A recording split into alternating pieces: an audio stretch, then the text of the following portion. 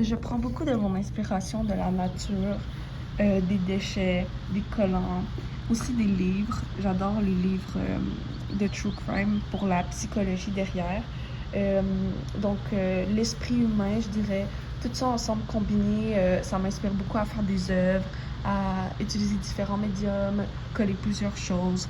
Et je dirais que c'est ça qui caractérise le mieux mes œuvres. Un des projets qui m'a beaucoup inspiré, c'est un de nos premiers projets en peinture, quand on a fait la peinture sur une plaque de bois. C'était beaucoup de médiums mixtes. Et c'est là, je crois, que j'ai commencé aussi à aimer mélanger des images ensemble, des médiums ensemble et des choses comme ça. Il y a aussi, quand j'ai fait une exposition à Nano Simcoe, ça m'a beaucoup motivée à faire plus d'œuvres et me surpasser moi-même. Un des artistes qui m'inspire beaucoup est Ronald Miller. Il fait des jouets lui-même, mais très précis, vraiment très beaux. Souvent, c'est des animaux en textile. Et ça m'a beaucoup inspirée parce que je me suis surtout rendu compte que des jouets, ça peut être de l'art aussi.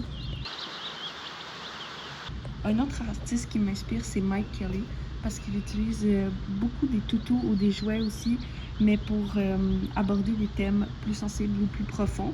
Et je trouve que le contraste entre les deux, ça rend la chose très intéressante.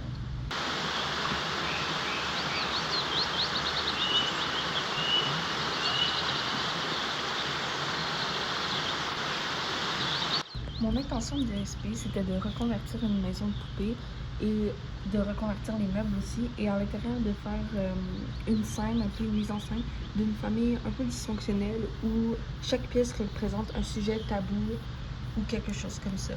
Donc, j'ai repeint les meubles, j'ai fait des détails, j'ai ajouté de la verdure, plein de choses comme ça pour rendre les choses plus réalistes et pour montrer tout ça.